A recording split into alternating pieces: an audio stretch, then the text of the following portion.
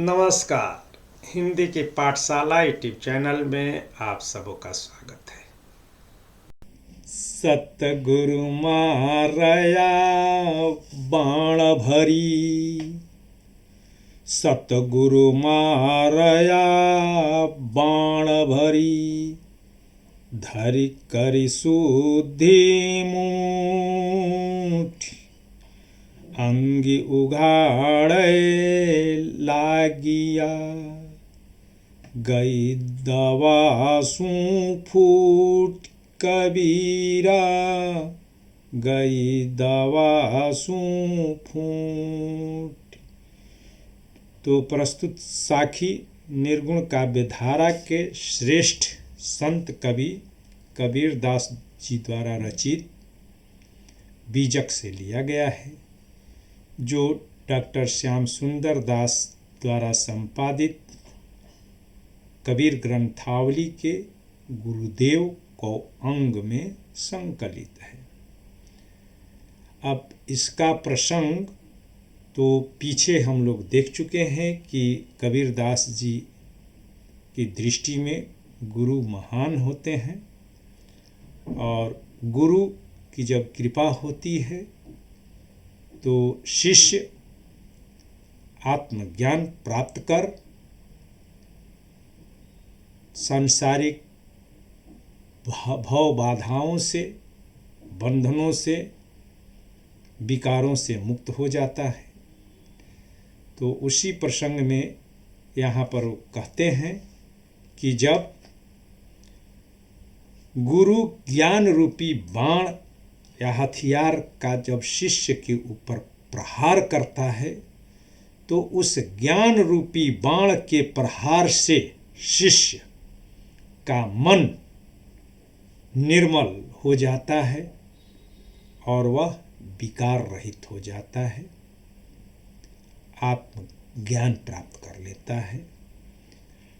अब इसमें कठिन शब्द हैं, तो कठिन शब्दों का अर्थ तो सतगुरु का मतलब जो है सच्चा गुरु, और मारया का मतलब जो है मारता है।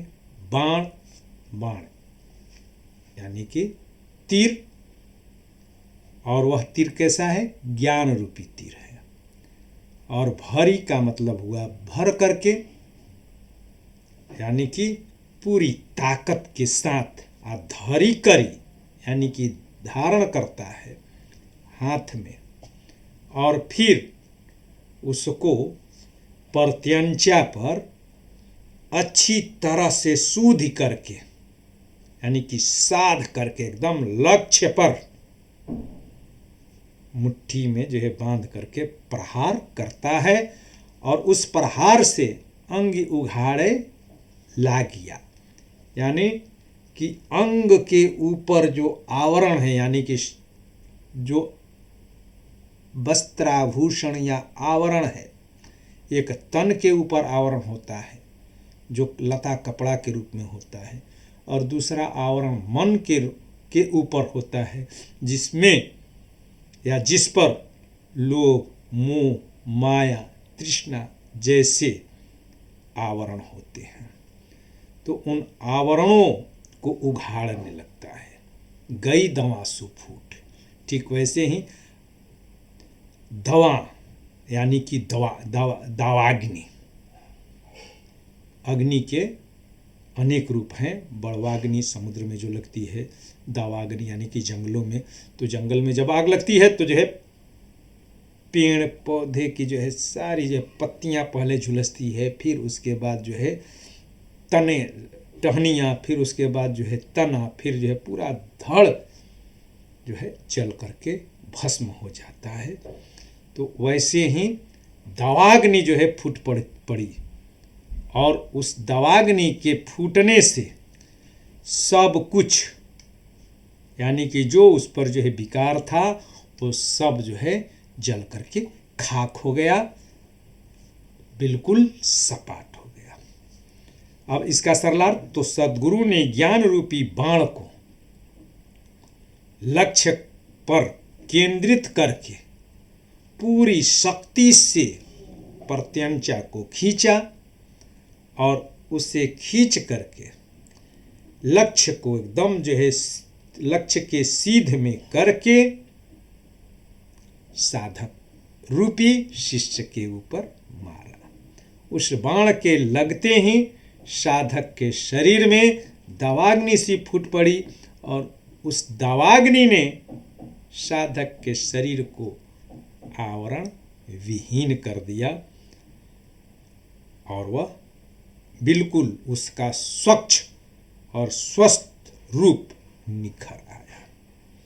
अब इसकी जो व्याख्या, तो व्याख्या के रूप में हमें लिखेंगे कि कबीरदास जी कहते हैं कि सद्गुरु ने साधक के ऊपर ज्ञान रूपी बाण को पूर्ण शक्ति से खींचकर एवं मुठ को सीधे लक्ष्य पर केंद्रित करके मारा और बाण के लगते ही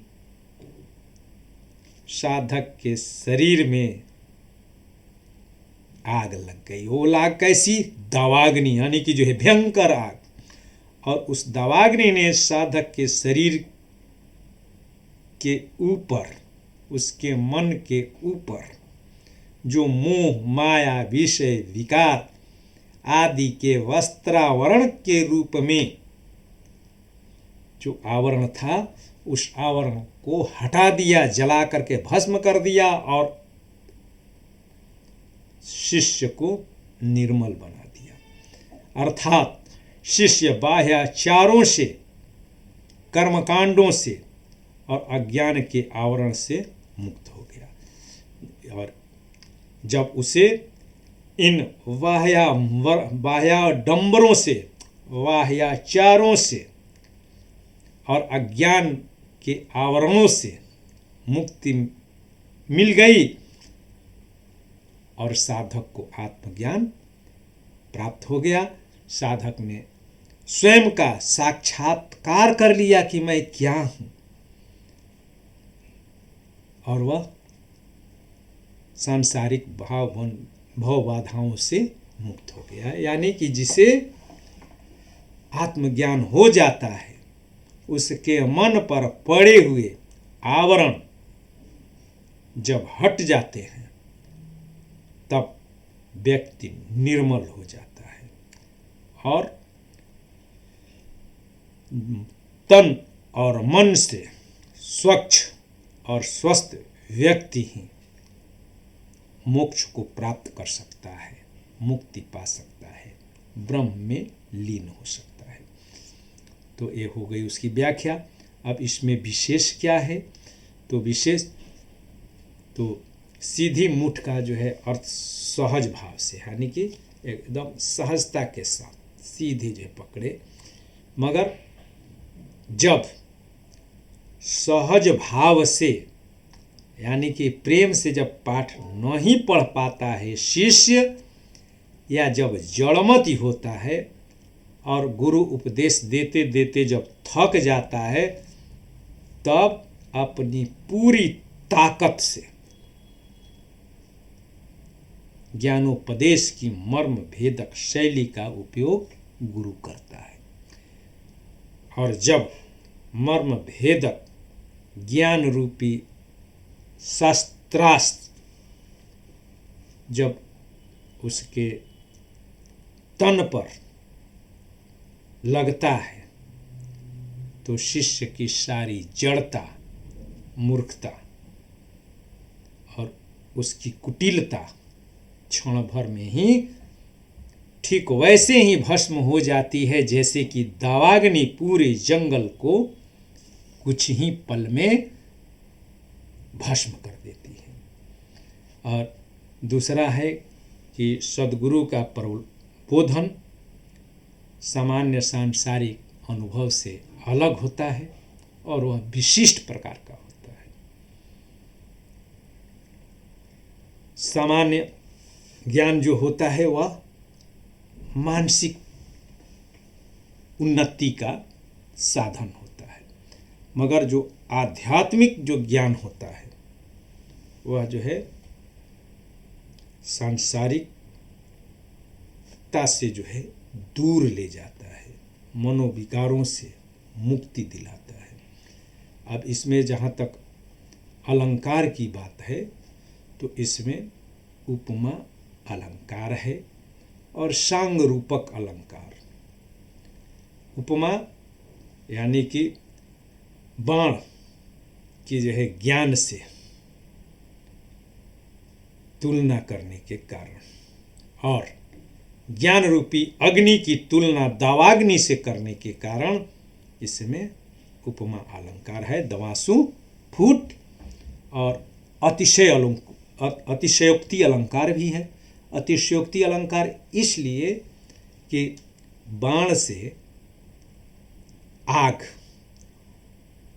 अग्निबाण होता है, मगर यहाँ पर ज्ञान रूपी बाण से दावाग्नि का जो है फूटना या दावाग्नि के लगने में अतिशयोक्ति अलंकार है और दवासु फूट में सांग रूपक अलंकार है। और यहाँ पर